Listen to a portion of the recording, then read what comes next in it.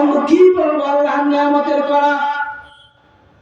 বন্ধু আমার আল্লাহ রাব্বুল আলামিন এই যে বিশাল পৃথিবীটা আল্লাহ তাআলা তৈরি করে রেখেছেন, বিজ্ঞান গবেষণা করে বাহির করেছেন আমার আল্লাহ রাব্বুল আলামিন 228টি দেশ নিয়ে এই মহা পৃথিবী আল্লাহ তাআলা তৈরি করেছেন।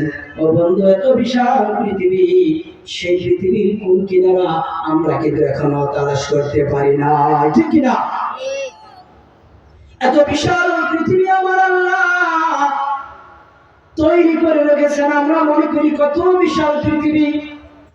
বন্ধু, কোন কিনারা আমরা খুঁজে পাচ্ছি না। কত মহান আল্লাহ আমার আল্লাহ তাআলা এই পৃথিবীর চাইতে বিশাল বড় একটা গ্রহ আল্লাহ তাআলা তৈরি করেছেন, যেটার নাম হলো সূর্য। নাম কি? ও বন্ধু, এই পৃথিবীর চাইতে 13 লক্ষ গুণ বড় করে আল্লাহ তাআলা ওই সূর্যটাকে আল্লাহ তাআলা ফিট করে দিয়েছেন। সুবহানাল্লাহ! কত বিশাল সূর্য আল্লাহ তাআলা তৈরি করেছেন পৃথিবীর চাইতে। পৃথিবী দেখি আমরা অবাক, আরে এত বিশাল পৃথিবী আল্লাহ তাআলা তৈরি করেছেন। আমার আল্লাহ তাআলা বলতেছেন এই পৃথিবীর চাইতে 13 লক্ষ গুণ বড় করে আমি আল্লাহ তাআলা সূর্যটাকে তৈরি করেছি। সুবহানাল্লাহ!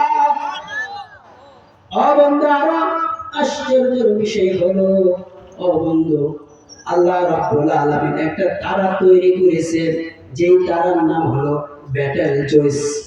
আমার আল্লাহ তাআলা বলেন এই তারাটা এত বড় করে আমি আল্লাহ তাআলা তৈরি করেছি, এই পৃথিবীর মতন 33 কোটি, এই সূর্যের মতন 33 কোটি সূর্য ওই বেটেলজুসের উপরে রাখা যাবে। সুবহানাল্লাহ! তাহলে পৃথিবীটা কত বড়, সূর্যটা কত বড়, ওই বন্ধু ওই তারাটা কত বড়। আল্লাহু আকবার বলেন। সেই আল্লাহর শুকরিয়া আদায় করব না, আদায় করব কার? বলে তো, ওই আল্লাহর শুকরিয়া বাদ দিয়ে কার শুকরিয়া আমরা আদায় করব? ও বন্ধু, মনে রাখো, ভালো করে শুনতে হবে।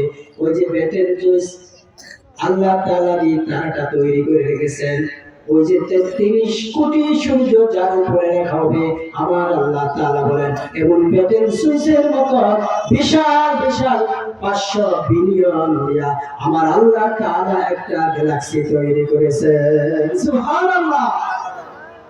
বন্ধু, গ্যালাক্সিটা কত বড়!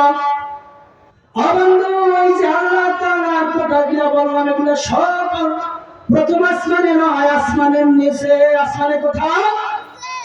সকল এত বিশাল বিশাল গ্রহ, নক্ষত্র, তারকারাজি আল্লাহ রাব্বুল আলামিন তৈরি করে রেখেছেন। বন্ধু, এগুলো সব কিছু হলো প্রথম আসমানের নিচে। বন্ধু, প্রথম আসমানের আগে হলো শূন্যস্থান, তারপরে হলো প্রথম আসমান, এরপরে দ্বিতীয় আসমানের শূন্যস্থান, তারপরে দ্বিতীয় আসমান, এরপরে তৃতীয় আসমানের শূন্যস্থান, এরপরে তৃতীয় আসমান, এরপরে চতুর্থ আসমানের শূন্যস্থান, তারপরে চতুর্থ আকাশ, এরপরে পঞ্চম আকাশের শূন্যস্থান, তারপরে পঞ্চম আকাশ, এইভাবে সপ্তম আকাশ পর্যন্ত চলে গেছে। আমার নবী বিশ্বনবী মুহাম্মদ সাল্লাল্লাহু আলাইহি সাল্লাম বলেন, ও আমার সাহাবারা, শুনে রাখো, এই যে তোমরা হাতের মধ্যে আংটি দাও, এই আংটিটা যদি তুমি মরুভূমির সাহারা মরুভূমির ভিতরে নিক্ষেপ করো, সাহারা মরুভূমির বিশাল মরুভূমির ভিতরে একটা আংটি রাখলে আংটিটা যেমন খুঁজে পাওয়া তোমার জন্য কঠিন হয়ে যাবে। আমার রাসূল বলেন, ও আমার সাহাবারা, শুনে রাখো, প্রথম আসমান যদি কেউ গুটিয়ে গুটিয়ে দ্বিতীয় আসমানের উপরে রাখে, তাহলে প্রথম আসমানটা দ্বিতীয় আসমানের ভিতরে এরকম ছোট্ট দেখা যাবে। সুবহানাল্লাহ! শুধু তাই নয়, আমার রাসূল সাল্লাল্লাহু আলাইহি সাল্লাম বলেছেন, ও আমার সাহাবারা, শুনে রাখো, এই সপ্তম আসমানের মাঝে আল্লাহ তাআলা বিশাল সমুদ্র তৈরি করেছেন। এর উপরে আল্লাহ তাআলা আরশ তৈরি করেছেন, আরশের ভিতরে আল্লাহ তাআলা কুরসি তৈরি করেছেন। ওই কুরসিটা কত বিশাল, কত বিশাল!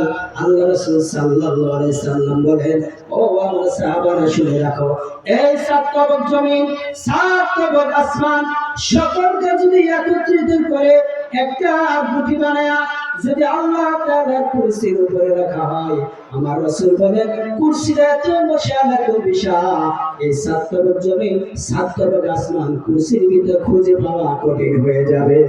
সুবহানাল্লাহ। এত বিশাল বিশাল আল্লাহ তাআলা তৈরি করে রেখেছেন। এরকম না আল্লাহ রাসূল বলেছেন আমার উম্মতের মাঝে সর্বশেষ যে উম্মতটাকে আল্লাহ তাআলা জান্নাত দিবেন, ওই উম্মতটাকে আল্লাহ তাআলা এই দুনিয়ার 10টা দুনিয়ার সমান একটা জান্নাত দিয়ে দিবেন। সুবহানাল্লাহ। সে আল্লাহর শুকরিয়া আদায় করব না, আদায় করব কার? এতে বলা আল্লাহর সৃষ্টির ইতিহাস